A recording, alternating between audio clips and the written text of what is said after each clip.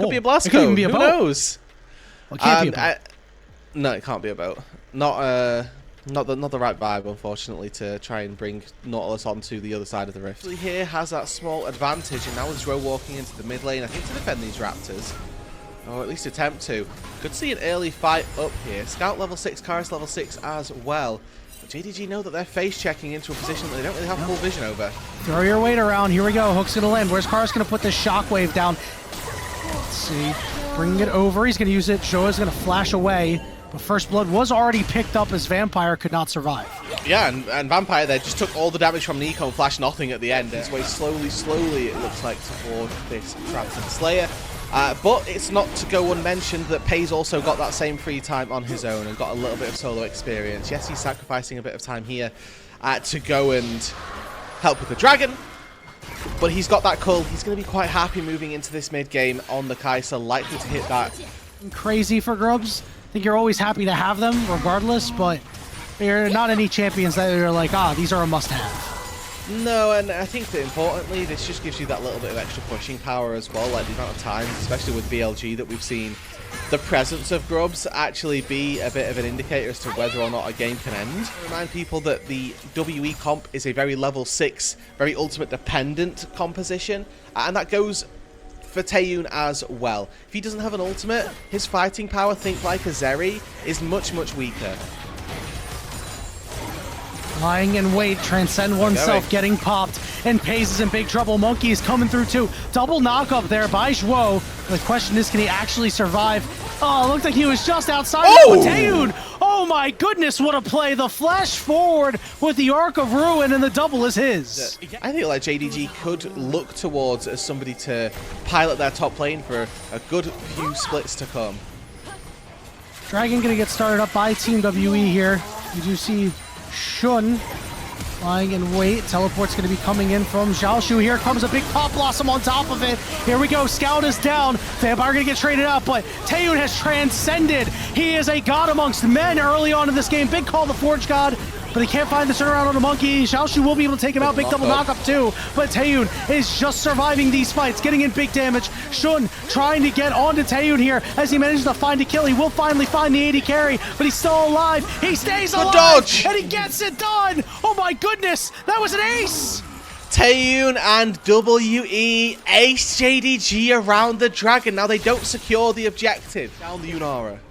Everything about that was so crazy, from the auto attack over that thick wall, just barely in range, to that sidestep. This guy, really, it must have hurt us in the pregame, Rudude, because he is playing out of his mind early on, and it was so nice to see Team WE protect him in that fight. That means the Dragon is theirs. There's going to be very little hope for JDG to stack these Dragons. Five members of JDG fully committed here. I love this attempt on the Scout here, but he's going to drive right into the wall, and now the rest of JDG is going to turn around right onto the jungler. The Shockwave lands, big impale too, as he's trying to move around. Taeyun has transcended, and there's another Pop Blossom, and he's looking for priority targets. He gets knocked up by Xiaoshu as he's stuck against the wall of flash over, and here's Paze right in his face, and he'll get the job done. But Cube has to try to turn this fight around, but he doesn't have the damage. He's got cooldowns, he's got to flash away, but it's Karis at full HP with a lot of low health members of JDG, and he's putting in work, moving the ball around like an expert, getting that kill, and now he smells blood in the water with double buffs, looking for Scout, who's low on mana, low on health, and he doesn't have a lot of movement speed to escape either, and Cube will survive, and it's another win for WE. JDG so far, fortunately not going to be able to make his mark on this Rift Herald going down, so WE will secure that. That's feats for them as well. They also have that 3 grubs, so... For bad, for better, or for worse, this is their outcome. It's happening. I would say their it's choice. Happening. You see a lot of members moving over too, as Monkey wants to get up close and personal. Flashes after Paze, caught him, and this guy is still alive somehow, but he burns away finally. Teleport comes in, his Scout wants to join the party and try to save his team, but listen, Goose is cooked right now as WE continue to push. Taeyun is transcended, and now they want to get hits onto this turret. Big shockwave lands as they disrespect Karis, and he makes them pay. Yeah, that's rule number 1 usually of Orianna gameplays. Don't stand next to the ball, and unfortunately for JDG, they're likely to just be a very clean sweep of those objectives down on the bot side for WE, with Xiaozu pushing on that top side. He's going to be able to grab a little bit of gold back for himself, but again, with teleport, he can try and make a little bit of impact on this bot side. I think contesting the Atacon seems to be the prevailing opinion for the majority of these teams, as actually Monkey wasn't quite close enough to smite the dragon, but they've TP'd in here, JDG, so that has Shockwave Impale, plus the Equalizer, plus a Pot Blossom. It's not easy for JDG to ever try to face check this. It only works when you're on even footing, and in this game, you are not on even footing. Cube coming in from the side.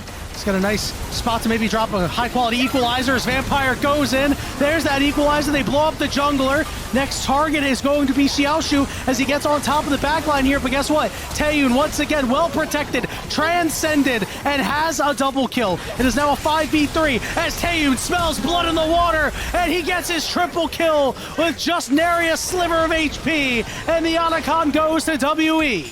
And again, a clean fight on the bot side from WE. Yes, Monkey falls. The Scout fancy this here. He's got Flash. QE doesn't quite find anything. Means that Pei's not quite able to try and trade that 1-4-1. And you can tell that Taeyun's feeling himself because his team was not prepared for him to walk up that far and say, I'm going to take a 1v1 against one of the best 80 carries in the league, man. You know what? I'm feeling strong enough, and it almost went poorly, but honestly, even if it did, it would have just been, you know, Golden Pace's pocket is nothing to scoff at, but in this state of the game, I'm not sure if it would have made too much of a difference. Team WE now sieging up on the top side. Xiaoshu on an island here is going to use his Call of the Forge God, but it is going to get interrupted. The hook's going to go down onto Monkey. Here comes Vampire, but the Pop Blossom's not going to land. Neither is the Equalizer, as perhaps Team WE should kind of back off after that one. A little oopsie on these ults. Hey, they used their ults and they got the big gold turret. That's what we... Okay! Never mind, Monkey! oopsie here as they are going to decimate JDG. Monkey and Karis high-fiving each other on a beautiful play. 3 grubs, everybody alive, and an 8,000 gold lead, Rude Dude, as the top inhibitor will go down here. They will stick around for it. Looked like they were fading away, but JDG has no way to chase. But split number 3, we've been talking a lot about Monkey and the fact that this is his show, this is his team to do great things with. And there are glimpses of it in game number 1 here as well, where Monkey's the one finding the play, starting those fights, and putting WE in a firm position of control. Skarner's been such a good champion for him this year, and you can just see why. He's put on a show for himself. Even Karis has had a really strong game. Zhuo is just caught out here. You know, it's late game Nautilus, man. It happens. More than anything, but you can see Vampire and Karis just trying to bully June out. Has got the ulti to try and get in, but they need to make a route for JDG to start. All right, we see Scout trying to make a play, but guess what? They've gone all in on Scout, as over on the side, Xiaoshu, just nothing he can do. We know that they're doing this on Vision either. Oh my goodness, Zhuo, no. Zhuo, no. And this is just a waiting game. Jun needs to try and get into the pit here. Use his ulti to right, try here and he do it. goes. He goes early, though. He's getting in there. He's 2v1. Yeah, he is way too early, and Taeyun says, I'll take that. Scout hops over the wall just to make a cameo appearance. That's Baron for WE. An absolute decimation. Oh, goodness. Yeah. Oh, there's teleports. This game's over. Yeah, with the Baron at their back, I mean, this may be one tad overzealous cube coming in. Nah, he's fine. Look at all the damage. He's putting Pays on the spit roast right now. Flash is on top of him. Vampire will follow it up to help out his boy as Pays burns to a crisp. And the rest of JDG will as well. 27.5 minutes. And JDG lifeless and listless as Team WE made all the plays. 29-7. The problem is with Aatrox getting into the muck, Ahri and Vi to the back line. If you take out any of these carries, you just immediately handicap Team WE. Sets come through. Deep recall from Scout means that he's absolutely fine, and now actually an engage into the mid lane by June. And the teleport's coming in as well, but Monkey is here. They're ready to hop on the target. All right, we're going to see cooldowns burnt by Karis, and that means the Charm's going to go down onto Monkey. They're going to go all in for him, but the flash for Flash means that he's in trouble, and it'll be first blood going over to Scout. Vampire. It's Pays and Zhuo that are just coming out on top and actually able to make a bit of an advantage. They now transition this into a dragon where Monkey can't take the Herald or the grubs, rather, on that top side. Already this transition into the mid lane has come through. Scout lands a quick charm and an engage from Vampire. Uh-oh. Oh, he's fine. Unbreakable. But, yeah, but he's down. Lost a lot of HP. That's tough early. Lots of posturing and Scout. Second charm here we lands. go, Vampire. Oh, making the play on the Scout, but Scout's able to slide away, and here's the turnaround, and they've got everybody with every single ultimate. JDG just keep WE enraptured, and even a cleanse by Taeyun at the end of the play.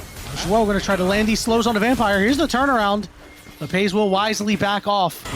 It's all JDG early. They're going to get all these grubs too. Yeah, it was bad. Of JDG players, obviously with this tier 2 boots pit stop, Pay's not quite there yet. Oh, he's on a ward. He had no idea. It's a solid ultimate to try to keep Shun away, but it's not going to do a damn thing. It is another kill for JDG. Ideals about how they want to play out the match, and it costs them here. It's really disappointing to see that they played so well, so significantly better than JDG in the first game. When you look at this second game, it's like a different set of players has loaded onto the Rift. It's, you know, Monkey 0 and 3, and now they're looking for this fight. But Unbreakable will come through. In a minute and 10 seconds, this Herald is going to come up, and we know how much a well-placed Herald can break open the game, especially when you have a lead like this. That's now 4,000 gold. This turret going down too. And it's not like you even needed first turret because you just took everything. You already got your feats. I mean, this is a clinical match from JDG here. It felt like they got the draft that they wanted, and they've executed quite well. Still a lot of game left to play. Still an opportunity for JDG to do something crazy and for WE to potentially capitalize on it, but for all intents and purposes right now does look very good as a push onto that top side tier 2 is happening. Looks like actively Ari ulti and Joe's ult as well. That's a win for JDG. Yeah, they'll take that every day of the week. They can just rinse and repeat now. This Taliyah is very susceptible to going down. It's still not quite yet with that Seraph's Embrace. The added safety that provides not going to be available to them, and for JDG now they've got the Herald in their back, they've got this 4k gold lead again, it's business as usual for them. Walks in, finds a quick tag. Nice jockeying. Small yeah, posturing. They're trying. Monkey has walked a little bit too far forward. He's got no ultimate, and Shun is going all the way in, trying to take him down. Here comes teleports as Cube joins the fight. The knockup is there onto Scout. Let's see if he fishes for another ult and a charm, but it looks like they'll just wait. And wait for Cube. Cube gonna buffer there, so he'll be able to get out, but the dragon is still JDG's. Yeah, a really good buffer by Cube actually keeps him alive, but again it's a very small silver lining in the context of the game where it's another find from JDG. This time it's Paige. Chain of Corruption from Fog of War catches Monkey off guard, and no amount of present guarding keeps you safe when you get cease and desisted, and double stuns come through, knockups after the back of it, so really solid sequence of events on the JDG AD carry. Once again 4-0 on this Varus, who, looking at how well he's going to be able to tear through some of these tanks. Not over, but it's not looking good.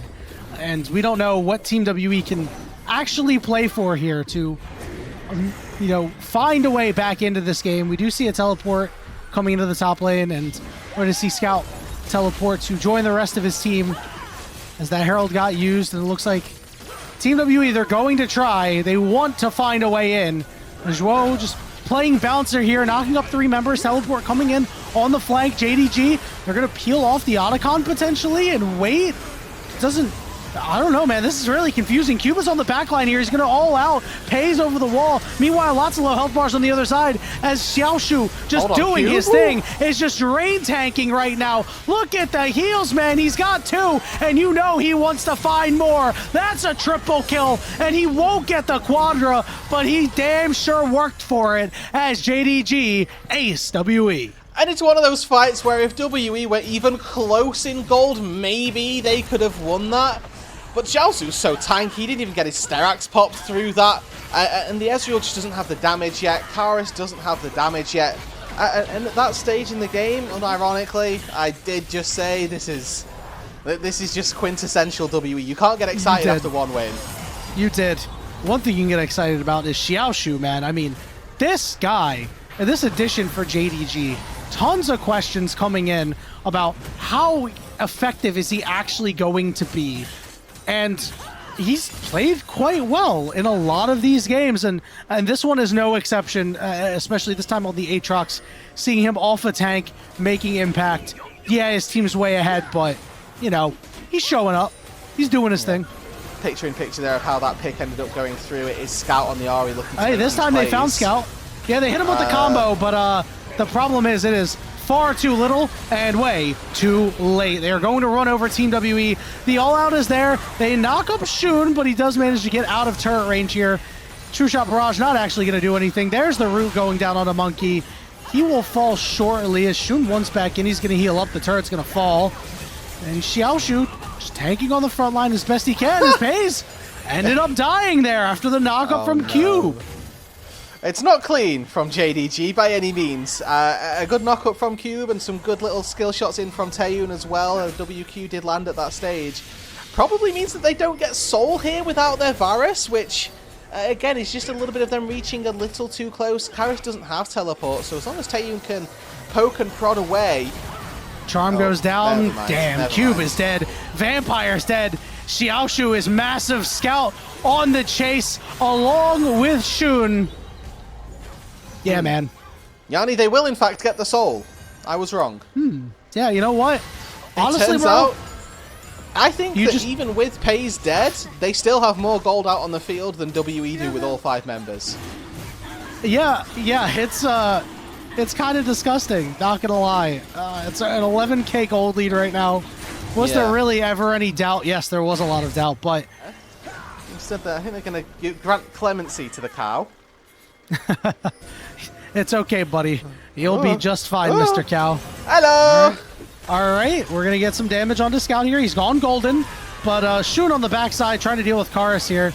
Multiple teleports coming in. Monkey frontlining, doing what we can to try to kill Pays, but that's not going to happen in any world. Cube is now desperately trying to run away, but he's mired in the muck of multiple members of JDG, and we're just waiting for them to mercy kill Team WE. Yeah, and you can see the range that Taeyun has to play at. It's at the edge of his own skill shot, so it just looks like he's missing all the time. But if he gets any closer, he just gets killed by Scout, or killed by Jun, or tagged by a Winter's Bite from Zhuo, and then chased down off the back of that. So, not really anything that these WE carries can do when their front line gets melted by a 2.5 item Varus, 2.5 item Ahri with 10 stacks on a Dark Seal. Games where it's like, wow, they are pretty dominant. Maybe not this dominant, but pretty good, and they look like a team that can do some damage, but I look back at how they established this lead, right? So the WE carries had rough laning, I think, right? Like their lanes didn't go well. They were all down 300 gold before anything actually happened.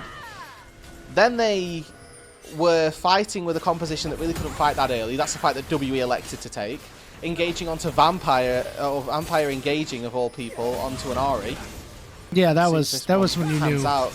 Basically, the point is, it was self-inflicted by WE. It was. It wasn't JDG winning the game. It was them just being handed one. Yeah, JDG have been known to punish a mistake or two. We're going to see a double knockup. Pays is going to flash out. This might be the last one as Vampire is going to fall. That inhibitor is going to fall too. And Xiaoshu is just ending the world of Team WE. And everybody is shoved back into the fountain, Rudude. The Nexus turrets are under siege. It is over. It is merciful. I'm reminded of the VTuber 06072 031 051. Tough game for Team W.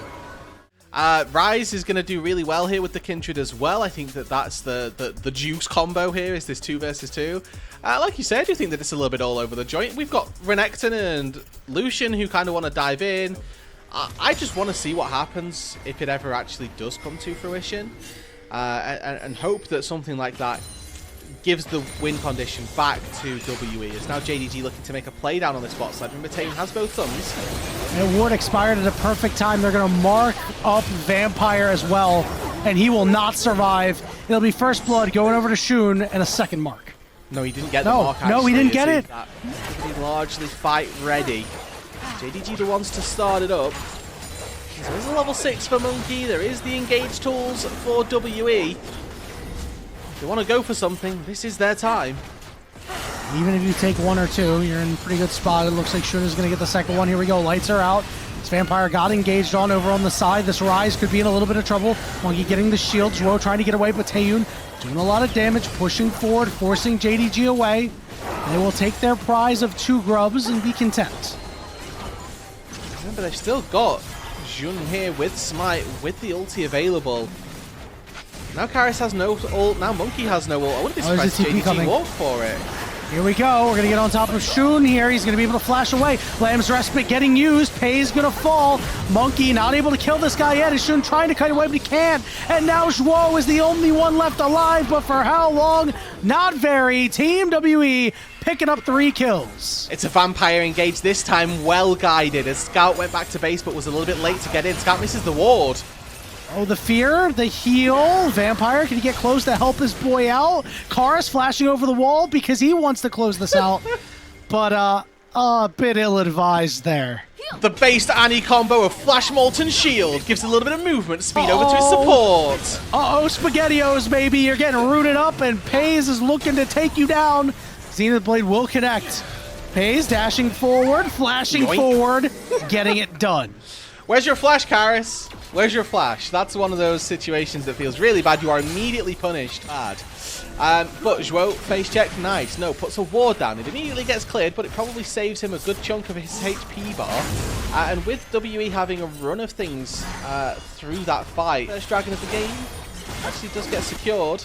And with the gold lead for Xiaoshu as well. I'm waiting to see what he can bring into the team fights as well. I do want to call out Xiaoshu's Renekton as maybe his best pick from the split so far.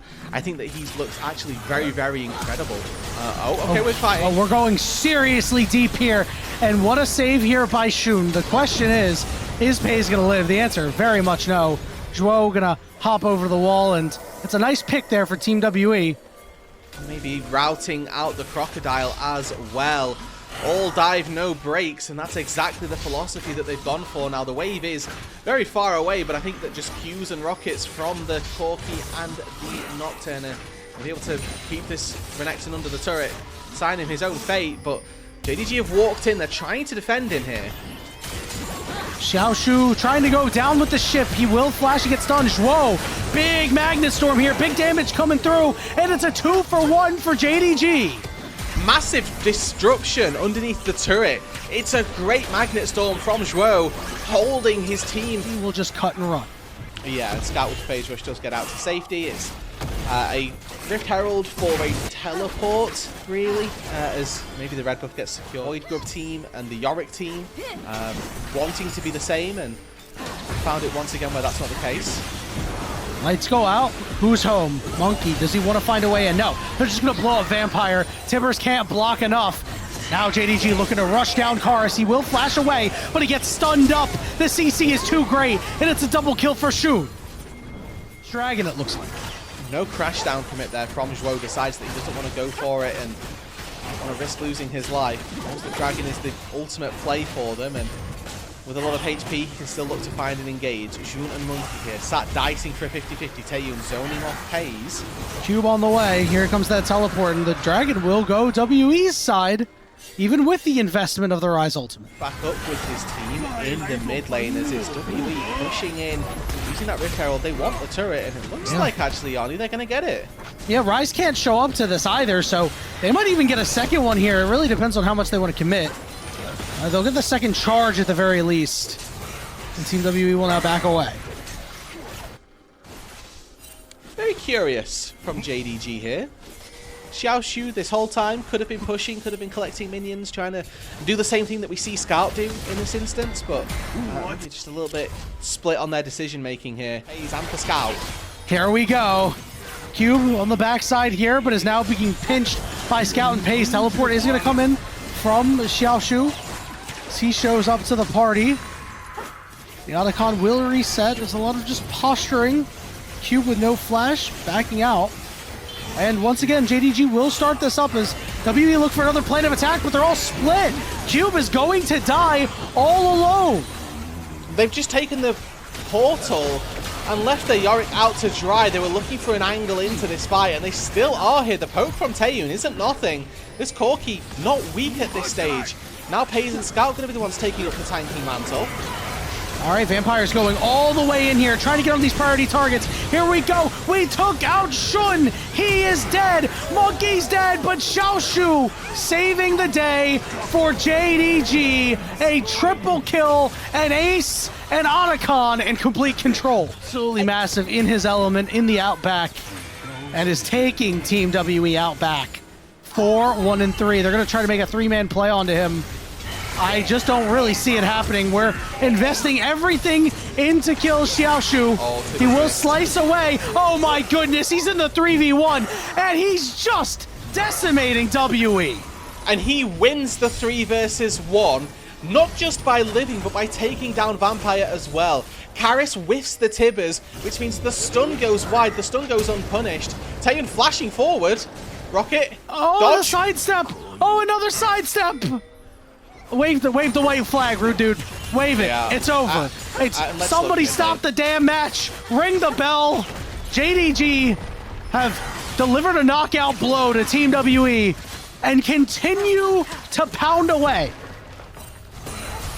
The inhibitor will fall, and you saw that there was a moment where JDG thought, do we want to take the inhibitor? And then they walked away saying, no king plays.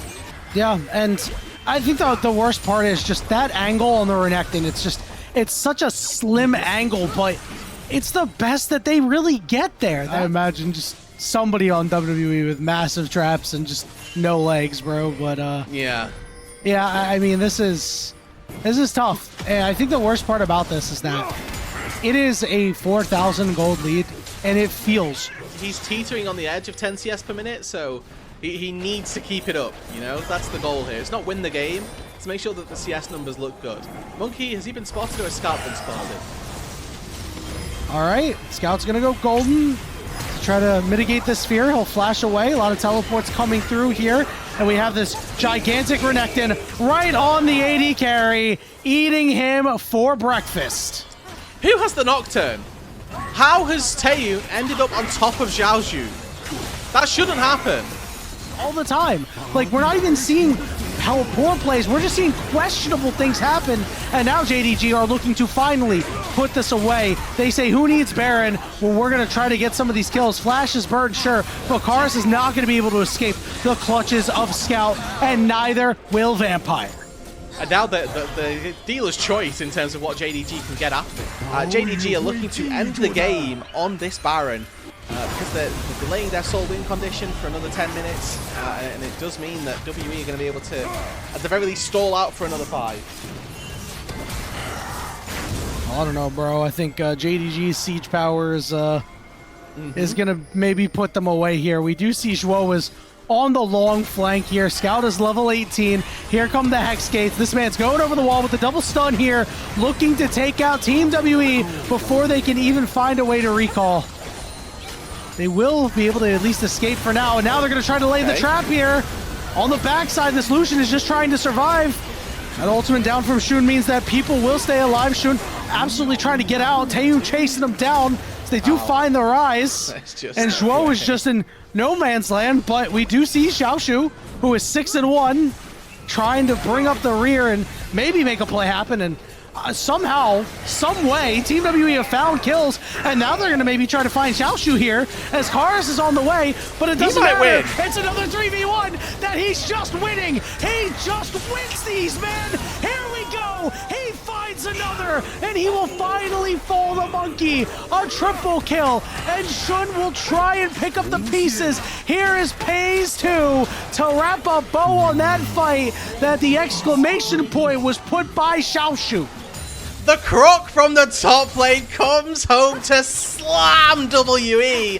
The game will fall after, and Shun pays the double marksman. How weak can these turrets feel? Very weak. These turrets are gone. The hopes of WE beating a team better than them are gone. The hopes of JDG making out of the muck, they still remain alive for now. Thundertalk have set up for themselves.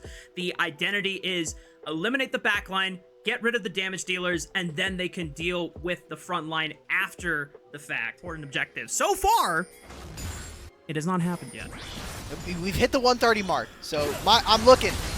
Oh, like clockwork! Saber's overextended, and Thundertalk pick up first blood.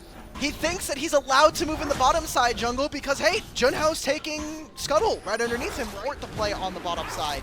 I think this is a great start here for Ultra Prime. Even though Saber did go down, there's not all that much that ends up going missing for it. And Thundertalk are not able to really benefit off of that play. Saber doesn't burn Flash either. He just accepts the death. He knew. And Jung still has teleport. Same thing here with Hoya. Instead of playing for the grubs, they're going to go for this Rumble. Seismic shot, can he land it? It's a flashless Rumble. He's slowed by the Unraveled Earth. Good patience by Hoya, but he still steps in range of that decimating smash. Nice. And now Saber gets all of this wave to himself. He'll be able to grab the second wave that also crashes under this turret. Wonder where Jung is going to go for the teleport. You can see that Xiaosha is walking towards the top side. Junhao has the rest of his top side camps to clear.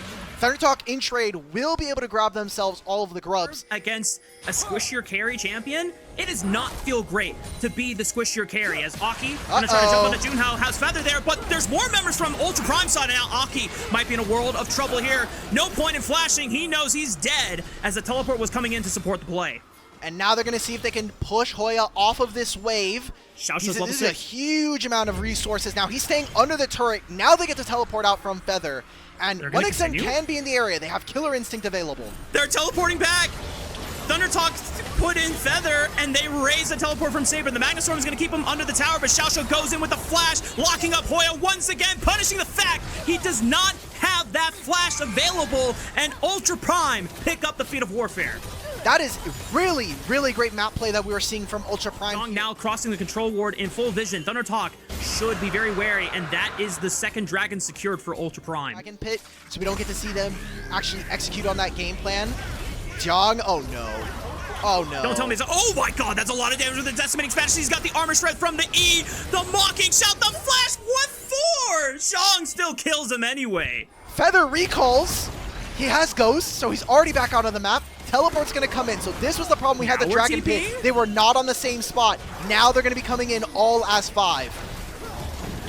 Xiaosha with the engage. The Herald is already secured. Aki's in trouble once again. Equalizer right over the top. Feather trying to combo with the Magnet Storm. Aki is forced to run. Feather under fire. Hoya is forced to retreat. He's got no more damage left in the tank. It's a big decimating smash, and Saber's going to cut all their paths off. One Exit is caught, and Ultra Prime surge into full pyre mode. Oh man, they get the Herald. We saw all of their abilities land, by the way. That was Equalizer, that was the ultimate from Orianna, and it did no damage versus Ultra Prime. So they grab themselves the turret, they'll get the objective, the fight win. It seems like everything is coming up ace trumps for Ultra Prime. Now Junhao, do you have the tech? Can you drive? This is a tough corner to lean through. All right. Look, you can't do everything, okay? You can't win every matchup. If he hadn't made that curve, I would have dropped the headset and said, all right, let's just go next. Around objectives and how Ultra Prime played the map made it difficult for Thundertalk to be able to answer. So the lane rotations that we saw from them kind of cut out that game plan from Thundertalk before they even had a chance. We said before the top laners got involved, Vobaya recalled at 3 minutes into the game, 18 minutes. We have yet to see a Grand Starfall from Aki that has been at all effective. They're trying to catch out Xiaosha, but he goes into that ultimate for the extra damage reduction. Jong just cutting off the front line here, and the Equalizer is just doing nothing. Here comes the Grand Stormfall, but Aki's in the middle of all 5 members, and Zaytab and 1xN are caught by the Raptor camp. They can't even step up. Ultra Prime just wiping 3 off the map super easily. This is a very important match. We talked about it during the pre-show. If Ultra Prime are able to win this series, it doesn't outright give them the top 4 seeding going into the play-ins, but it makes it very easy for them, especially when you look at their upcoming schedule. Sometimes, especially once we get longer into a season, we get into some older narratives. We're like, okay, these teams are not really changing from game to game, from match to match. Now we're seeing the re-engage coming from Ultra Prime. I mean, Feather just burned Flash trying to catch out Saber, and yes, you got the Talia Flash, but the Weaver's Wall will punish him surely. Shockwave is nice, but there's just no damage behind that thing, and Aki, once again, in trouble, getting bitten down to pieces. Junhao takes a chop of that Pantheon ass, and Thundertalk lose out on their jungler. The Otacon is now for free. I just want to see what happens with the Otacon. I want to see how much experience he gets, and how much further ahead he is going to be of Hoya. Saber will get a chance to catch the wave and make sure that 1xN doesn't get a free turret outright. Otacon is secured. It would be a very strong game now. If there is a chance for them to win, it has to be here. 2 items for 1xN. Satab, same thing for this Orianna. There has to be room for them to be able to play. I think when Jung actually just wins this 1v1, Saber's going to come help. The Weaver's Wall doesn't cut off their escape route. However, Aki is still slowed by the Unraveled Earth. Satab is going to try to escort his jungler out. Feather slows the fight down with the Magnet Storm, but the question still remains the same. Does Thundertalk have the damage? And 1xN is trying his best. He finds a shutdown on Abaya, but what is the cost as everyone else from Thundertalk is starting to fall, and Ultra Prime will carry out the pieces, and Jung just does not give a damn. He's going to take 3 turret shots. They're going to take a 4th one. They're chasing it into the base. There's nowhere you can run, Hoya. And that is an ace for Ultra Prime. Jung just took like 7 or 8 turret shots for the entire turret fight, and it just does not matter. They're able to dive. They get another turret here for Saber.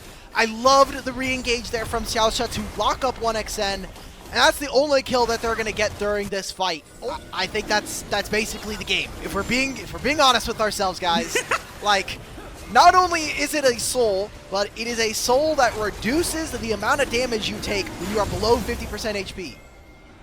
If it was already difficult for Thundertalk to find kills into a Taliyah, and you're trying to walk into an Alistar. Bro, the cyberbullying is continuing to never end for Hoya. He does manage to escape. Aki with the Grand Starfall finds nothing again, and now he's just landed into his doom, forced to flash away from the pillar. And Baya steps up, trying to make sure that he doesn't get isolated. That's a big Magnet Storm from Feather. He's been landing massive ones all game. 1xN trying to find Baya once again, but the flash from Junho. 1xN's able to outplay it. He's still trying to keep this game alive, but he cannot deal with the Troll King that size. And Ultra Prime, once again, eliminate 2 off the map. They're thinking about doing this Baron. I think that Junho has a little bit too low HP. Satab can teleport back if there's any wards nearby. Seems like Ultra Prime are going to grab themselves a big purple worm. 30 seconds before Baya spawns, so I don't think they're going to give it to him. Right now. When I say lose, I mean doomed. Because it is... It's the same thing, basically. Stacking on the bottom side of the map. They're trying to make a map play. I like this idea. Oh, the sweeper! Saber's like, wait a minute! There's 3 people here, and a teleport's coming in. Now all 4 members are dedicated. 1xN is about to join the party, but he doesn't have any summoner spell. Xiaosha sectioned off by the wall here. Here comes Jong. He's going to step up and make sure that 1xN can't get into the backline quite yet. Magnet Storm from Feather. There's no follow-up. Aki is trapped by all 4 members, and Jong is refusing to die. This tank is immortal. Now 1xN might be in trouble next. Killer Instinct over the wall. Finds Baya again. I mean, 1xN is putting on a show, but it's practically a 1v9 performance that he has to work with here because everyone else keeps dying, and Ultra Prime continuing to lay down the pain on Thundertalk. Can we end the game now, guys? We're 28 minutes. It is a 11,000 gold lead, Ultra Prime. Surely we can finish this one out. By him going down, does stall this one out. How much more can Ultra Prime get with a minute and a half left on this Baron? Probably just going to be the inhibitor turret. Has Ultra Prime, they're going to continue to stall this one out. They now have all of the outer turrets of Thundertalk. We're probably going to Elder here, Alpha. Oh my goodness. Well, yes, to the carries of Thundertalk as humanly possible. And he does that here against Satab. We come back to live. Aki is down. Multiple fights across the map. And this might be where Ultra Prime look to turn off and end this game. Yep, Ultra Prime will try and not even allow for an Elder 50-50 situation to be a viable comeback opportunity for Thundertalk. All 5 members starting to pressure on the inhibitor tower. Seismic Shove goes wide. Xiaosha pops the ultimate. 1xN trying to burn down Zhong. He is just taking too long to die, and the shield is so massive. Zhong is immortal this game. Ultra Prime eliminate the hard carry of Thundertalk, the heart and soul, and with that gone, Thundertalk, they got no pulse. It's a flat line, and Ultra Prime are going to take game 1 of the series. There's Zhong. They're hunting for more. It's just too much. They have way too much HP at this time. Xiaosha's going to walk forward. It's going to be one more Nexus turret. Can Hoya, Satab, and Aki do anything but watch? Hell no. Decimating smash from the unstoppable onslaught. Ultra Prime looking like Ultra Instinct to kick off the series. Beautiful game 1 to start here. You want to use some of the early agency in some of these lanes to give you an edge and make sure that Ultra Prime don't get a massive snowball going for themselves, but Aki, because he's not playing the Pantheon, Or Senna. no TPs from either of the solo lanes here, so Saber will have the advantage of being able to move first thanks to the power of that Realm Warp. He did just take a base, so he is going to be late to a move by Satab potentially. Aki is here for the counter. Both junglers are level 5. Feather's getting stunned up here. He flashes away. Junhao now might be in trouble here. Feather goes back in with a dredge line, and just nice patience play from the side of 1xN and Feather, picking up first blood, looking for another as Junhao is forced to flash away from Aki. Looks like Thundertalk, they're going to be able to secure all of those grubs like you had mentioned. And is this really the team that's going to be able to utilize that? Because again, we saw Thundertalk last game get the grubs. Teleport right now if they want to make the play. Yeah. Seems like it's not going to be the case. So Ultra Prime will secure the first dragon of the game. No contest whatsoever. Feather is stepping up to see if he can catch one of the bot laners here on rotation back to the lane. Because he knows there was a ward. No, he flashed over the wall to get through the fog of war. And now Xiaosha is here first. Aki cannot move fast enough. Hoya is getting cyber bullet again. The Dawning Shadow gives him some reprieve, but not enough to save his life. However, Junhao will give his life just to make sure that Thundertalk do not get more. All right, Aki's going to be able to grab this one. Satab is going to catch this top wave. It's Hoya getting cut out again, but look in mid lane, what's happening? Satab is not pushing the wave. He's not going to be able to grab this turret as Jung will teleport back to the top side here. Basically uses his ultimate, and that's about it. So he needs to get a recall in now. He's more focused on getting this turret, maybe not even going to be here for the fight. Ultra Prime forcing the fight right away. Crescent Guard already popped by Junhao, but they take way more damage. No! Oh, no! Satab!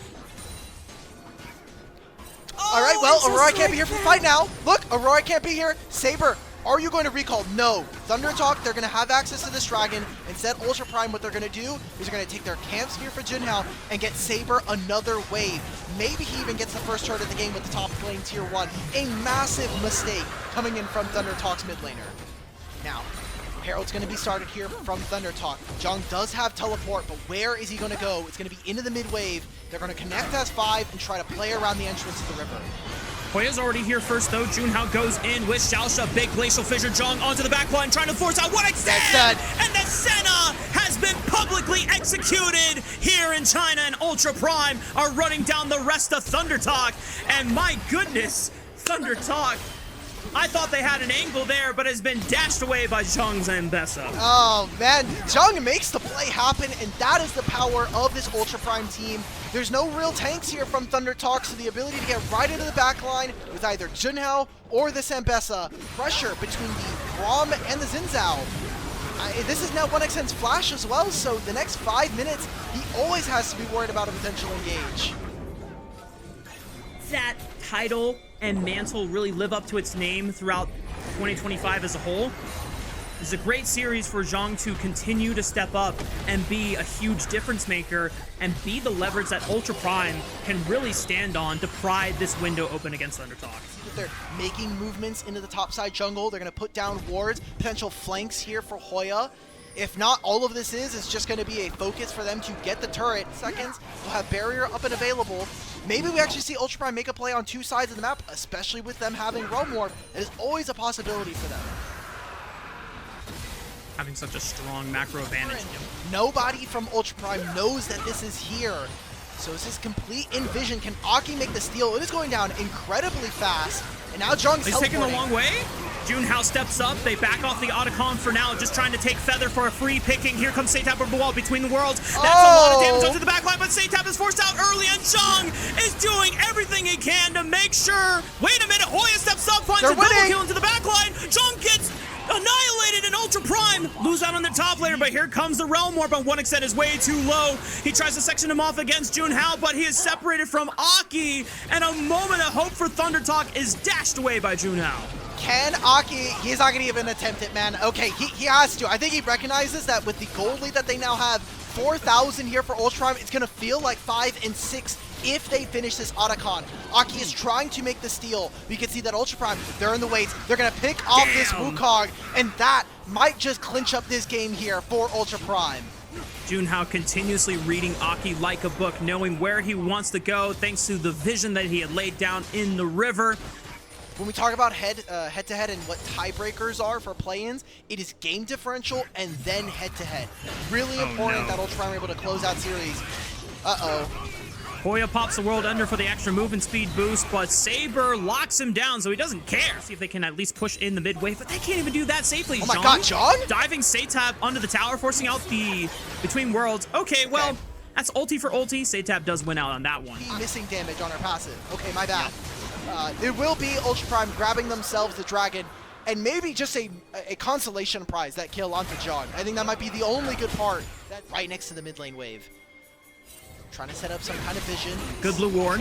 Oh, Feather. They're getting jumped on. Glacial Fissure knocks him up. Aki goes in for the counter engage. Massive Cyclone doing massive damage. Zhong already gets out, but Zhong finds the public execution, forces Aki to flash out. Here comes the calling. Satab completely locked down and pinned. And here's the flash from Saber. Doesn't hit the overload. He might get stacked here. Does he have Seekers? Yes, he does. He's got the stasis and he buys time for himself, but the center route is perfect. Saber does not fall yet, but 1xN is trying his best. He may not be playing Kai'Sa, but he's still making the plays on the center, and the rest of the team is stepping up to buy him space. And now Ultra Prime are on the back for the first time this game. 2 versus 3. 1xN can carry right here. He's got the range. He's got the CC. And Thundertalk are bringing it back.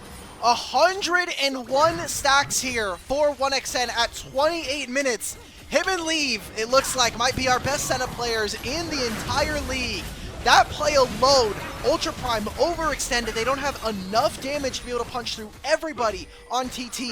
And that is going to be the Baron going over to them. Xiaosha and Baya, but Baya with a quarter of his HP here. Can he find the setup? Available. 1xN, no sums, but look at the range difference. Baya realizes, without culling, there's nothing I can do here. Baron secured by Thundertalk at 29 minutes.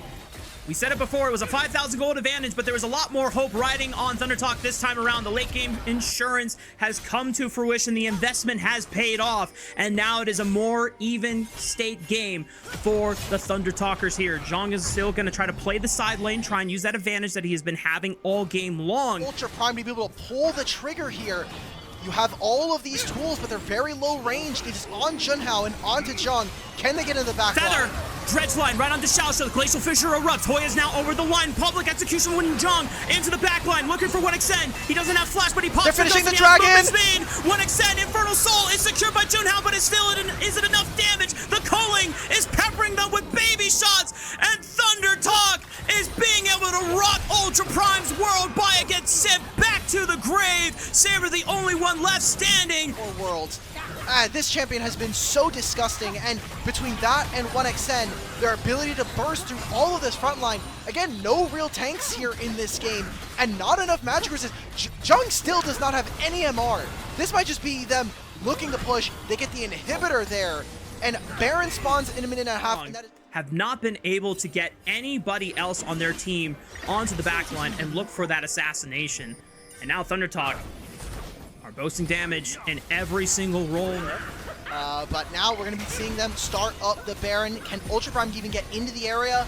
I don't think so. Look at how much aggressiveness, and even Saber, he has to answer this bottom lane wave, so this might just be a one-way ticket. Junhao just flashed on top of Satab, but he goes golden thanks to the Zhonya's. Zhong trying to section off Hoya, make sure that he does not ruin Baya's world right here. Saber has teleported in, but Junhao already gets dropped. Aki with the second cyclone. 1xN is compromised. It's a solo mission. 1xN forces the flash, but he has the Dawning Shadow for the extra HP, and he just has too much range. Ultra Prime still trying to surge forward. They've got the second win here with Saber and Baya in the back pocket. Satab waiting for an angle here. No between worlds, but he still has the damage with the weirding, and it just punches through Xiaosha. Feather drops. Hoya falls. Wait a minute. Saber, can he cook 1xN here? Saber, no! Another overload, and 1xN just outplays him by right-clicking him to death. Saber, no, man, you can't be doing that, and the death timers here are long enough. They have a wave through bottom lane. Can Thundertalk end this game? Bottom lane, you have another wave coming with another super minion. Death timers 12 seconds before Junhao is up. Thundertalk may have ended the series. Thundertalk keep their series hopes alive. Keep their playoff dreams alive. Junhao, can he pull off a miracle? I don't think it's going to happen here. We're going to game 3. Oh my god. Thundertalk, man. In this Annie, in this Lee Sin, and even in the Leona, to be that early bridge. They don't necessarily have to snowball the game. They just need to create enough time for 1xN. As unflinching and... What is this rune? I can't see because I have the big pause button in the middle. Oh, he does have looking second mid. Win. Okay. Oh, Satab He queues up the Q for the stun, and Aki's able to pick up first blood. That's a really OP disintegrate, right? It's point and click. I think you were talking about this earlier when you were talking about Annie players. To just use his team priority in both mid and bot to get the first dragon. And as you called, it's a big thing here. Because Ultra Prime, we cannot state it enough. Playing against 1xN Smolder, you are on a clock. You have to try and find ways to accelerate the game. Feather and Satab now walking into the pit in the river. What is this flank from Junhao? He's behind them and there's no wards. Oh my god, are they going to try to make an entrance? They need to make this big because they've already wasted so much time. Who's the target? Who's the target? It's Satab. His flash is still available. He gets perma CC'd, but he's able to move to the right side, throw down Tivers, and Junhao's taking way too much damage from the Big Bear himself. 1xN is able to pick up some kills for himself, and Thundertalk are making Ultra Prime crumble in the early game. I was watching Baya that whole fight. He auto-attacks maybe a single time before he walks away. Nowhere in range, and he doesn't have the bullet time either. You know how I know it's really going well for Thundertalk? Hoya has not been cyberbullied once this game. Yep. And he's the Orn. He's probably going to be doing the clapping this time around. As now Satab in trouble. No flash from the prior fight. They send it with the season assist. Saber finds the perfect execution, and Aki and Feather can't do a damn thing about it. And that will be a huge amount of resources used because that was the flash away from Xiaoxia. Still, I think they can make a play once Satab finishes pushing in the top wave. Thundertalk do have a ward on top of that Rift Herald, but it does not seem like they are making any moves toward it. Like we said before, Thundertalk do not need to force the pace to be accelerated for their composition. If they can't find anything, Xiaoxia does bring in Aki, but he's got Feather outside to be able to safeguard. Spear of Shojin, and that is 400 HP. That is more than enough to be able to eventually sustain in a lot of these matchups. Yeah, you don't have a lot of meaningful percentage max HP damage. Jong about to blade the pain down into Satab. At least he's able to force the blast. God! And Aki found Baya with Feather and Aki. And, yeah, they got him. First two dragons, or the first and the third dragon, they're going to look to potentially, as Ultra Prime, see if they can pressure on top side. Herald's going to go down. First turret's going to go over. Oh boy, well Hoya is about to go for the run of his life. The Rift Herald already spawned, but everyone else from Ultra Prime is just trying to take a freebie off of the Ornn, who has no teleport and no flash. They're not going to corral this Rift Herald for another charge, and they're now trying to TP and answer the mid lane. Aki pressing forward, but no ultimates available, no flash. Jong trying to cook here, force a flash. The Baya ultimate with the wall time into the grand entrance. That's big. They cook Satab. Can they get Feather? Junhao still has cease and desist available, but there's no damage follow-up, so he doesn't pull the trigger on 1xN. Obviously, they made a lot of changes. They wanted to maybe make a late season resurgence going through the playoffs, and he was one of the non-performers. Satab in trouble. The flash comes out from Junhao, and Saber. Oh no. Does he get cooked by the last turret shot? Yes, he does. So Satab, even a 1v2, will be able to bring one down with him, and now Aki is chasing Junhao back into his side of the map. Sonic Wave connects. That's the third kill of the game for Aki's Lee Sin. He could not be in that position, and now this misfortune could be compromised the next time Thundertalk look for a play.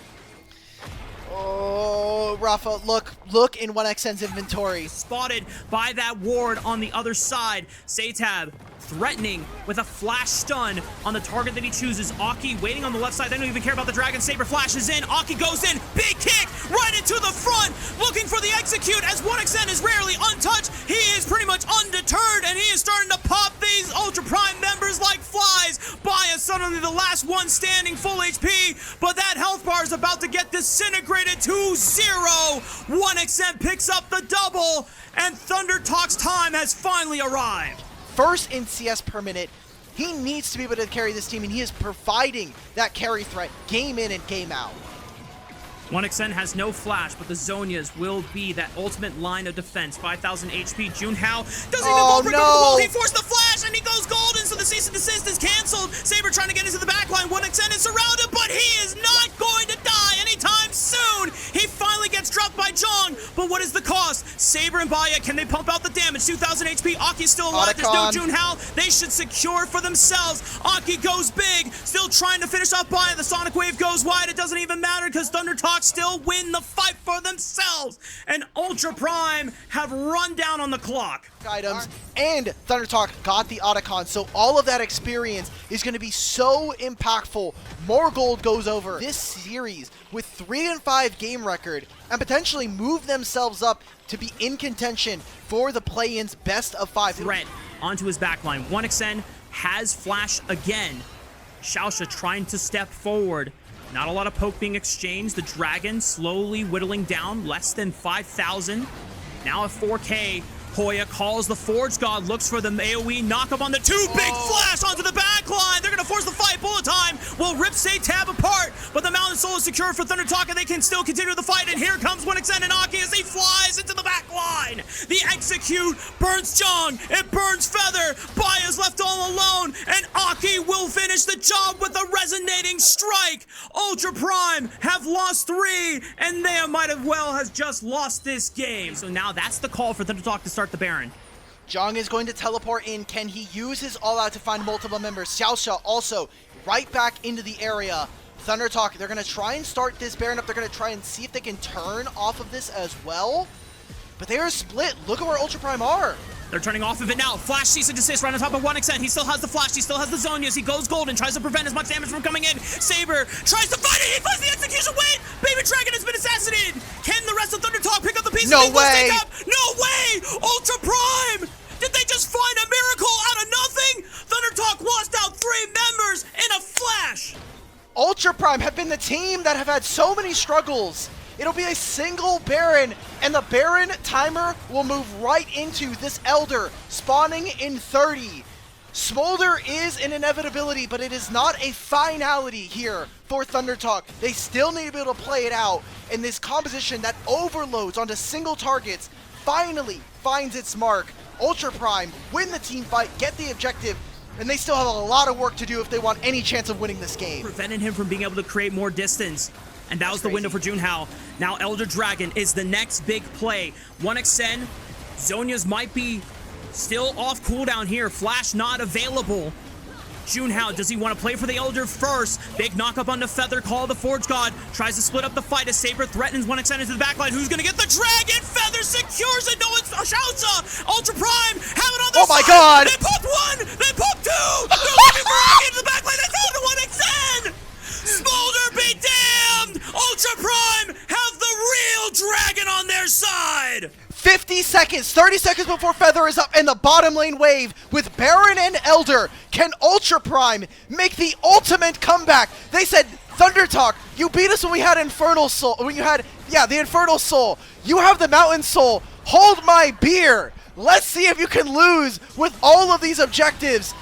They have 1 grub. Can they make the end? 8 seconds on Feather. 17 on Tab. It just might be. They're gonna do it. Time. Ultra Prime are sending it into the first Nexus Tower. Feather trying to set up Junhao onto the back line. Tab's coming up. The second turret falls. Feather doing everything that he can. Tab. Surprise, Thundertalkers! The comeback has been made possible by Ultra Prime.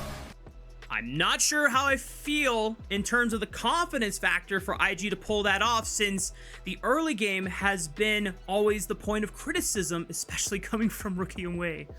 This could force the flash out from the Shy. Depends on how he plays this next wave. The wave is bouncing away from Yorick right now. It's going to be a difficult position. Kanavi can just wait because he knows that his moment is coming. Decimating Sash sets up the knock-up, and now the Shy's in trouble. Force the flash away, and Wimp becomes lightning. Takes first blood for Kanavi. And Yorick becomes dead right there. We get the lane swap at the perfect time as well. Top Esports set this up so incredibly so that they can get this ready for Jackie Love and for Hong. Oh, and the Shy just now teleports back to this wave. Now, Yorick, this wave is doomed, brother. You're going to get 4 minions. I hope you can hit another one. Kanavi is in the area. And Hong flashes over the Dark Procession, pulverizing the headbutt. The Shy becoming the dead as Top Esports continuing to lay the cyberbullying onto the Yorick to give themselves early windows of power. The best option right now is to go for the first dragon of the game. Not necessarily the fastest one, as we're already 7 minutes into it, but this will give them maybe just enough time to still set up for a Grubs window after Wake gets a chance to recall. Looking at these teams from a stats perspective was really, really interesting because the top esports are already entrenched into this Grub pit, and Hong is looking for the loop around. Good stun from Wei. Is he just giving his life for the cause because he knew that Rookie and Mako were compromised there? I guess so. Top esports with that kill claimed Feat of Warfare. He had Flash as well, so Kanavi, what he's going to do now is he's going to get these 3 Grubs. He's going to look for either the Gromp or the Wolves, and he still has all of these camps on the top side that he can go for. All right, let's cover. Cream still can teleport here, so he'll be fine. IG, it looks like instead of trying to play for this top side, let's move towards our bottom lane. That's where Gala is. The Dragon will be spawning in 30 seconds and put ourselves in advantage when we get these first 2 Dragons of the game. Yeah, the second dragon is spawning in 22 seconds. Cream teleported, and now he has the Weaver's Wall. Oh, man, the Shy is not having a fun time. Wei comes in with the Grand Starfall, but it's already too late. Just arrives to see the corpse of the fallen Yorick. Oh, my God, Hong, he just uses the Flash to reposition. They want to go for this. They are ready to make the pain continue to deliver, and Wei, where is he gonna go? He's got nowhere out, and Kanavi doesn't even die in the last turret shot. Top esports are running away with this one. Well, push out on these lanes. Cream's gonna get solo turret gold here after getting some plates shared with the rest of his team, and that'll be first turret going over to top esports alongside the feats of strength. Can orchestrate the openers here for the boys in orange, and so far it is looking like a good one. Uh-oh, Sion's coming on through. Engage, snap one onto Mako as they break his neck, and now the next one is going to fall in Wei as he did not have a chance to even escape with the flash. Rookie has Between Worlds decimating. Okay, well, you know what? You can't get everyone, but I like the spirit 369. 3 series. Now a dragon here for Top Esports. It feels like IG are just making the wrong play every single time, and Top Esports are punishing them consistently. He's getting run down. There's a TP coming in. Gala with the pulling. He's going to get a little bit of damage on the Hong, but he pops the ultimate for the damage reduction. Maybe Hong goes down here as he doesn't have a flash anymore. It's a 4-man pulverize. Stalls the fight long enough, and IG will find their first kill of the game. Moving from mid to bottom lane wave. Look at all of this vision that is in the red side jungle of IG. They're going to send the Herald to take down this mid lane wave, move down into the bottom side. Maybe they try to cut off the rest of IG, go for more turrets here. They have Talia Wall. 369 with the decimating smash, zones off IG. Flash pulverize from Hong, looking for Wei as he hand delivers them a nice kill as Wei is forced to flash away to safety. Top Esports now trying to disengage. Decent damage from the Gala with the calling. Rookie slows him down with Between Worlds. Another engage from Kanavi. He's very fed on the Xin Zhao. As now the Shy is trying to find damage back over for himself. Wei gets a nice stun onto Kanavi, the Weaver's Wall. They just cannot take out this Xin, and Gala cannot contribute to the fight because there is a big wall between him and the rest of his team. And now Kanavi, 3,500 gold difference between the junglers here. And Cream, what he's going to be able to do... Looking for Cream. Stop. He has a flash, so he's able to reposition. A Rookie cannot follow up with the chase. Mako throws out the Glacial Fissure, and maybe it's enough damage for Gala and Rookie to find it. A good seismic shove stuns it. Hong gets another pulverize. Cream eventually goes down. But does Top Esports have the numbers? They're going to be able to collapse. Hong gets dropped, but Mako is below 300 HP. Jackie Love is ready to pick up an easy triple kill. He's got to space it out. He eliminates Gala, looking at Rookie next. Another boomerang. Better duck on this one. It's a double for Jackie Love. It's a triple for Jackie Love, the leading MVP of the regular season. He flashes away. A quadra for Jackie Love. And it's only Wei that doesn't make it a pentakill. And look at the timer. 20 minutes. Otacon's on the table. Top Esports are just dominating in this game number 1. It's caught out in mid-wave. But in that fight, he knew that he had the world at his fingertips, and he ran every IG member down one after another. Otacon is secured for top esports. Experience lead levels in pretty much every lane. Kanavi in particular is 2 levels up, 369 also, and they're leading the charge once again. Weaver's Wall for the follow-up. Mako trying to create space for Gala to operate, but Gala cannot freely fire, and they've already lost out on their jungler again. Top esports now working with a 4-on-3 into the bottom side push, since 369 is keeping the Shy busy over on the top side of the map. And they have 3 grubs, right? Like, the On the Hunt was helping move the minions over. They have taken almost every single outer turret here in this game. Like that. And the fact that Wei has to give up space just to the Alistar, he knows that every other member in top esports was just around the corner. Hong got a lot of rightful criticism at the time when he was on Weibo for his over-aggressive playstyle. I feel like it is a perfect fit for what top esports want to do. Even in their losses, Hong is going to do this. Hong is going to walk forward, he's going to provide peel and be the engage for his team. And it just feels like in a squad that is trying to play so aggressive, flash away from 369, hold up. Sion might be in trouble here, knocked out by the Glacial Fissure. Okay, that's 1. It's now a 5-on-4 for IG. Between Worlds slows down the fight on the backside. Rookie's just trying to distract top esports while they reposition, but a massive knockup from Hong onto the backline. Seismic shot fall over to Mako. The Shy is popped. Mako could be next with the Ricochet blades. It's Cream that gets the double kill. Gala opening up with the calling, but he has to stand up against Cream. The Seismic shove lands through the barrier, and top esports, that's it. Game 1 is wrapped in the books, and top esports are going to push in for the first game win. 24.5 minutes and they're going to win game 1. What the hell, man? That was an insane cleanse from Jackie Love there instantaneously after Wei tries to land the stun. Massive game win here, 21-6, and a domination from top esports. 5.6k gold advantage from the jungle. 4.3k gold advantage from the AD carry role. For top esports, they already walked away from game 1 with a massive dominant showing against Invictus Gaming. There are 2 supports, but he's going to be trying to see if he can make a wraparound play. Hong says, I'm not going to even play these silly games around Vision. I just want to protect and get priority around mid.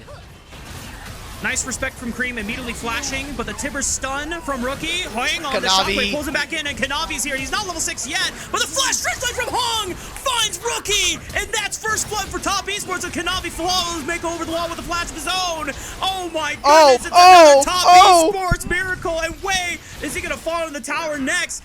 He's a little too tanky for that, but man, IG in the early game cannot match against top esports. Put it into her spells, but I mean, Rookie doesn't have any damage. She has a Darksteel and an Amp Tome here. So the Shy tries to get him down. This will mean that 369 is going to miss out on a wave and opens up for IG to get these grubs, which is very important for a team that we're talking about. Hey, can Gwen be imposed on a side lane? You're going to have a Jace in this game.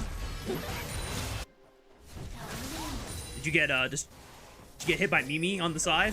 You guys can't see No, it she's just in my chair. She's in my chair right now. It's not like I was going to sit down, but, you know, I've been walking around. I'm just trying to stand a little bit more. 369, he does not have Flash, and Cream doesn't have a teleport to match. That ward behind him should let him know, hey, there's probably some plays going on here. Top Esports are immediately recalling. They want to see if they can counter. Okay, 369. I don't know if he's going to be living for that long. Here comes all four members here. The steadfast presence pushes him away, and it's Mako taking up the turret. He falls! Okay, I think 369 is still going to be content with that. That's the fate of Warfare secure for Top Esports. Able to teleport back into this fight. 369 enters back in, pushes the bottom lane wave. And now let's see, can they jockey for position? It's on to Hong. Hong gets jumped. Jackie Love might be caught out here. Magnus Storm is going to stun him up. Good cleanse. Repositioning still has the fourth bullet shot here. But Kanavi gets caught. And now IG have a massive advantage. Jackie Love is forced to flash away. And for the first time, IG are able to find a strong window in getting back into this game. Ooh, the Shy also pressuring onto Cream. Never got that recall off, but stopping Cream from moving out. That could have potentially been a turret there for IG if the mid laner from Top Esports had moved on over. Finally some fight back early on into a series here and early on into this game. What seemingly looks like a disengage and runaway maneuver, and Kanavi says, okay, let's start fighting, but Jackie Love was not set up in position. This invade, though, might be punished. Kanavi still has a flash. He uses the clone. Creates enough distance. Now Top Esports are going to look to go back in. Dredgeline right on top of Mako. The shockwave. Good night, Mako. He's going back to the fountain on that one, and IG are not going to be able to find a way back in. that looked like Z-axis diff because there's no way that Deadly Flourish landed onto Mako. Somehow that ends up being the case. Hong gets started and engaged upon. He's going to go down. Okay, well, Kanavi, Cyclone is coming up in the next 5 seconds. They need to stall for that ultimate. Flash from Rookie over the wall. Kanavi just might get caught out here. Just one more auto attack. It's the Q hammer shock from Wei as he picks up a double. We said that Poppy was a great champion here for Wei, and he is making it happen here in this game. Closing up gold leads, finding picks onto TES, who are trying to play the game a little too fast here. A lot of focus went into this top side, and I mean, Jackulov just doesn't have enough damage right now to deal with Gala, nor with the rest of this team. That was a fantastic re-engage from Rookie. Alec, you know how we said at the beginning of the series, Top Esports tends to live and die by Kanavi and how well he does in the early game? Well, it's Top Esports. IG putting resources into top side. Let's play around Rookie's lane. Herald is going to take this down. Cream does have flash to be able to get out of this. Shockwave to put on the other side. Doesn't matter. Man, it was a nice attempt from Cream, but the flash is followed up by Mako with the Magnastorm. And that guarantees not only the first turret falling, but IG continuing to ram it for another turret potentially in the top side of the map. And this was with Kanavi going into the bottom side. He's going to take 3 camps away from Wei. But like we had mentioned, I don't think it matters now. I mean, with 3 grubs as well for Invictus, they just got 3 turrets in a short amount of time. That mid lane tier 1 had fallen as well. So Wei and Rookie are very fed. 369 is teleporting through. Rookie, he's going to try to teleport out, so he will escape.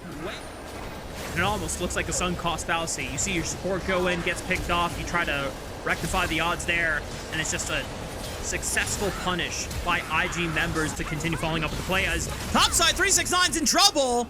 He had flash, but he's still dead either way, and this is not looking good for Top Esports as they can try to stabilize the map, but IG is running away with the advantage now. Why are they over-forcing on the side lane lanes right now? Because Cream is up 30 CS, but because Annie has gotten 2 turrets for herself, the gold lead is actually in her favor right now. So they've put in a lot of effort of trying to get this bottom lane wave, probably in preparation for this dragon. 20 seconds before it spawns, the Shy can cancel. He doesn't have needlework, but Wei and Mako are on their way. Gala as well. They have to fight their way through. It's the only way out, but Wei has finally arrived and the Shy has bought enough time. Yes, he goes down, but you have to imagine that this fight is going to go well for the side of IG. Gala just ripping apart Cream with the help of Rookie, and Jackulov is too far away to aid his comrades out. Top Esports lose another 2 members, and IG's gold advantages continues to climb. With his Trinity Force and a Tunneler right now. So look at this. This is a great gold graph coming on through, and all of those turrets falling in short succession here for Invictus Gaming set themselves up for a Game 2 victory. Never hitting any relevant damage through this Poppy, and Gala is about to be done with his Muramana. Kanavi opens up with the Cyclone of the Rookie. He follows up his own flash, but just not enough damage because Hong can't get in there. He's already used the Death Charge, but he's way too deep surrounded by members of IG, and Jackulov cannot find any meaningful damage with the Curtain Call. So Rookie will get a chance to recall and look for a teleport to answer on the Otacon with the numbers advantage. There's not that many places. It's going to be on the top lane wave here. Corky's going to push this one out. Cream, if he really needs to, can look for it if he needs, but he has the ultimate available. Hong up in 8. With Ghost, he can get here pretty quickly. I wonder if and when he'll get out. Flash from Wei! Cream is pinned against the wall, but the phase rush movement speed allows him to escape, but they can't say the same about 369, who got jumped by the remaining members of IG on the top side. Now it's a 5 versus 3. Cream, Kanavi, and Jackulov have to pick and choose their battles here, but the Otacon is already lost. They're trying to look for a quick pick onto Mako. Just not much that they can do. Set up for it, and now IG are just cruising on through, continuing to bully 369, giving him the treatment that the Shy received in Game 1. Good Magnastorm follow-up by Mako. Wait a minute. 369 actually gets out with the phase rush. Top Esports trying to follow up, and Wei gets shut down, and the gold bounty goes over to Cream. Shockwave doesn't hit, but that's okay, as Rookie is able to answer back onto Cream in the aftermath. Top Esports still have their jungler, though, but there's no objective to play for the next minute. That was the flash out from Gala, so pretty important summoner spell that Top Esports were able to grab out from IG, protecting this bottom lane turret. Kanavi. with the Cyclone right on top of the Shy. The rest of IG are disconnected, but Gala already eliminated Hong, and Kanavi falls again. They were trying to play off of 369's teleport, but he just didn't arrive fast enough, and it was too fast from the side of Top Esports trying to make that play. And what could have been a window has now just been enveloped further by IG in the advantage. They're going to take their third dragon of the game, and it seems like Top Esports, they're getting desperate. They're going to start setting up death bushes, trying to play whatever pocket of vision they can control on the map. This Poppy, as the Shy is able to block out the damage from the Shockwave thanks to being inside the Mist, aka Gwen is immune. Second tier turret falls to IG, continuing the advantage. Moving Hung and Jackie Love as well as Kanavi through the jungle and allowing for their solo laners to pick up XP. Hong tries to follow up with the engage, but he gets stopped by the steadfast presence. He is thankfully pushed out by Wei. IG are able to control the space for now. Dredgelight connects. Oh. Kanavi with the Cyclone, not the Cyclone, the Shockwave. Now he pops the Cyclone, but Rookie was able to dodge with the Stasis, Magna Storm, and a massive knockup from Wei. And Top Esports are forced to retreat, but they get dropped on their jungle and mid laner. 369 cannot even contest space, and Jackie Love is fleeing for his life. Hong gives his own just to make sure that the 80 carry can make it out alive. It ends up being a double for Gala, and IG continue to extend their lead to over 7,000 gold. Do they just end? Because they have another wave coming in after this. They have 3 grubs as well with the Tibbers. This could be the end of the game. Curtain call from Jackie Love trying to kill the minion wave off, but everyone from IG steps up and blocks the curtain call bullets. Here we go, boys. The Kings of Chaos came back to play in Game 2, and we're going all the way to Game 3.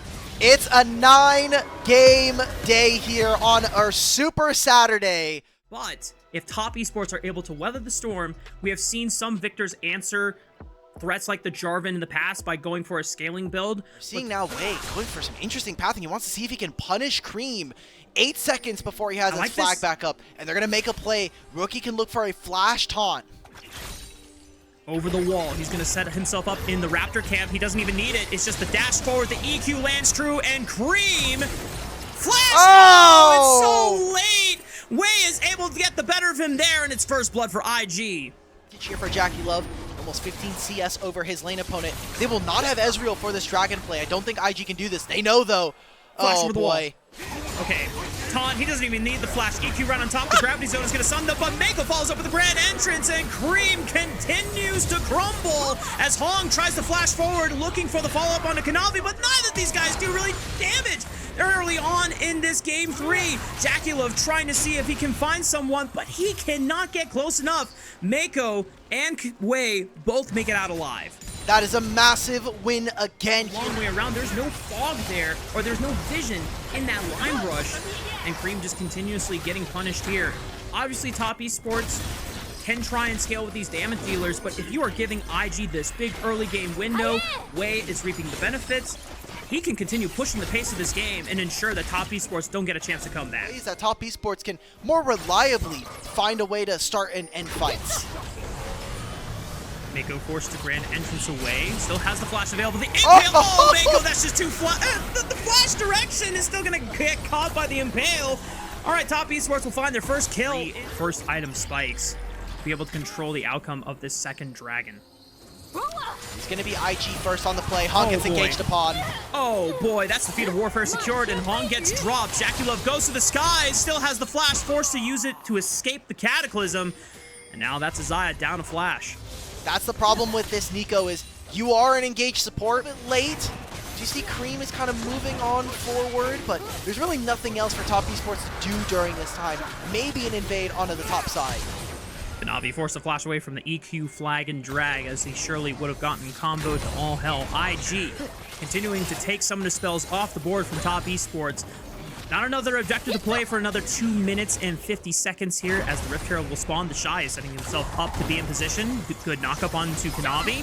Hong with the Pop Blossom catches the Shy as he's pinned into the wall. Impale onto the Ornn, and he flashes away. Is it enough? The Chaos Storm no into way. the Vortex. Oh, the shield from the Hero's entrance, but a massive equalizer for 369. Called the Forge God right into 4 members, but they don't have enough damage to be able to back it up. As long as IG can just exit, they only lose Mako in the crossfire, and Top Esports are fighting for their life to get an advantage back in this game. He's committed to going towards the bottom side of the map. They're going to be late for this objective. Galio's gonna move, and it's Cream that has to respond with teleport, but Rookie's gonna be here first, for sure. Where can Cream safely teleport to? It's just right on top of the Rift Herald. Pop Blossom from Hong. Just try to stall the entrance from IG. They lose Hong. Way's dead. He's done his job. Rift Herald secured. Way pinned in the Cataclysm. Jackie Love able to dodge all the damage, but the Call of the Forge God stalls his damage output for now. Equalizer slows down the chase from IG, and now they're forced to back off. No one else falls in the crossfire, and in the end, you have to imagine that that is everything that top esports could hope for. They're gonna push them off, get some more damage on this mid lane turret. I like how aggressive they're playing this. Rookie's teleporting back in. Navi has flash available, should not be in any danger. A teleport is now coming out from 369, flashing away from the taunt, dodging and sidestepping it all, but that's just too much CC from the boys in IG as they're able to find and punish 369's Rumble. The Shy looks for a knock-up on the Kanavi. Cream has no mana, tries to fire out one last laser, and that's it. That's no more damage in the tank. Cream is just a walking health bar at this point. Jackie Love trying to pressure as well. This game is at an all-time high in tension. We are just trying to see every single little bit of pressure squeezed from this game. 369 actually experiences what Zeus found in the HLE versus T1 game. A big punish there for Rumble. No flash, no teleport now in a side lane versus a Rumble, Ornn, and a Ornn, a Galio, and a Jarvan. That could be a huge misstep as Jackie Love. Oh no! Jackie Love! Featherstorm was off cooldown and he had the flash, but it was the CC chain from IG layered in. Maybe almost 1,000 gold advantage for Rookie. Top esports still have a little bit of a scaling advantage, but right now the way that IG are creating so many opportunities with these quick snap engagements with 369, there's no flash available. Gala can just send a true shot barrage. I'm not sure if it even landed, but it doesn't even matter because he falls anyway. Hong with the re-engage of the Pop Blossom. Kanavi, two-man Impale will be able to silence Way, looking for Rookie next. He flashes over the wall and a quick dash on that Justice Punch gets him out of danger. But wait a minute. Continuing for the chase. Gala forced to flash, and the Shy could not get in range to stall them with a Call of the Forge God, and because they don't have a jungler, top esports are going to pull the trigger on this Otacon. Rookie can teleport, however, and the Shy has a huge flank with his ultimate. This has to be a game-changing fight here for IG, and they're in perfect position, but they have no jungler, as you noted. Mako, can he swap to a smite? I don't think so. Call the Forge God. It is canceled by Jackie Love. Is he able to dodge it? Gala's dead! Gets blown up by Cream with the Chaos Storm. Mako falls next. Jackie Love is able to survive through it all, but the Otacon gets reset. Way is running from base. It is a huge health bar. They have to chunk, but it might not be enough time. Rookie and the Shy have to pull off a miracle to give Way an entrance back into the pit. It is now 7,000 HP. Plenty of time for Way to play around. The Shy dashes forward. Can he make the space, steal? Forces Kanavi to re-enter. Way looking for Jackie Love, knows that he has no spells. Rookie finishes him off. It's up to Cream to find the damage back. Kanavi getting dropped critically low, but Way gets blown up by Cream. Rookie's able to answer back with a double kill. It's absolute chaos. The taunt on the Cream. Holy moly, Rookie with the triple kill saves IG. How iconic, by the way. It is Rookie and the Shy that are the final members to live in this fight. Gala TP's back into this play, and after all is said and done, Invictus Gaming will get an ace. They will take this top lane tier 1, and they will grab themselves the Otacon. The Kings of Chaos thrive in the pandemonium on the top side, and even without the jungler, they know that there's no way that top esports can deny this Otacon. And just like that, Dimitri, Fine. a win's a win at the end of the day. Correct. And IG, oh no! Way gets snagged by the Impale. Hong with the Pop Blossom. Is there enough damage behind it? Jackie Love rips Way to shreds. Mako could be next. Owned. Cream is burning them down with the storm. Maybe Hong can look for another snare. The Shy is in trouble. He's trapped in the pit. Rookie answers back onto Cream. He gets dropped. 369 now trying to burn Rookie. Gala trying to fire mystic shots one after another, and he still has enough tanks. Rookie and the Shy just don't die. The Shy solo kills Jackie Love in there with Way next to him. He's like, I'm too tanky. You do not have enough damage to kill me right now. And now, this is IG getting themselves soul point. And it just feels now, top esports, they're running into a wall. Nothing is working for them. Everything that is trying to go right for them is a composition that we had said doesn't necessarily have enough damage, but if Top Esports aren't in position, then they can punish that incredibly well. In the last 3 minutes here, Rafa, they've won 2 separate fights. The Dragon, the Otacon, and now 3 outer turrets. Hall of the Forge God as well as another item. Baron is up on the table, so IG, they pushed in on bottom wave. You see that Rookie waiting. Oh, I love That's that. JackeyLove's I love flash. that. Yep, JackeyLove still has Featherstorm, but he does not have that Summoner Spell. Hung looking for the Pop Blossom onto 2. Kanavi pulls him back with the Impale. Mako is eliminated. The Shy, a little too far away. Call of the Forge God. Will it get canceled here? Hero's entrance will give him some reprieve. Goes back in for the re-engage. That's a lot of damage from the True Shot Barrage. The Gall being able to pump out Mystic Shots one after another from safety. I don't think he's even put a single lick of damage to him. He is just way too damn tanky.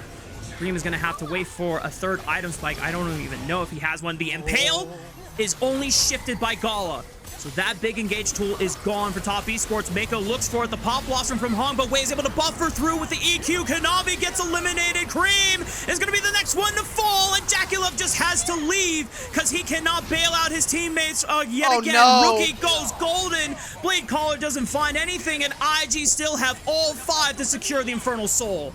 JackeyLove and 369, they're going to have to watch. That's Infernal Soul here for IG. Now an upgraded Rabadon's here for Rookie. And those were important summoner spells going missing here. Flash from Cream, Cleanse from JackeyLove. He was nowhere near that fight. Top Esports, they were trying to play around this. They're going to just kill 369.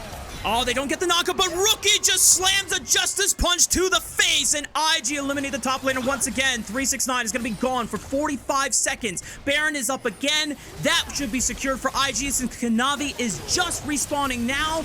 There's nothing that Top Esports can do to stop this. Dude, what is it with IG, man? This team is so incredible with what they're able to do in series. There's a reason why we call them the most entertaining team in the LPL. The majority of this super team to kick off the start of 2025. And like you said earlier, Wei started off this series rough and had a lot of criticism thrown his way, but he has been able to answer back with back-to-back stellar games of not just doing his job, he's been able to overperform and be clutch when his team needed to. Just gonna be some sparring over the entrances. IG moments away from beating Top Esports, tying up the head-to-head, and finally finding their 3rd series win against a top 4 team in the LPL. All year long, it has been a struggle for this team, but they have been improving from split to split. Here it comes. Call of the Forge God lands onto JackeyLove through the Featherstorm. He's got nowhere to go. That's the leading MVP scorer taken out of the game. Top Esports just get aced in their own base, and the Kings of Chaos will take vengeance against Top Esports and close out the last series of the day. A 2-1 going over to IG. These were some of the best highlights from today's matchup. Which moment was your favorite? Let me know in the comment section below. This is OP, and I'll see you tomorrow. Take care.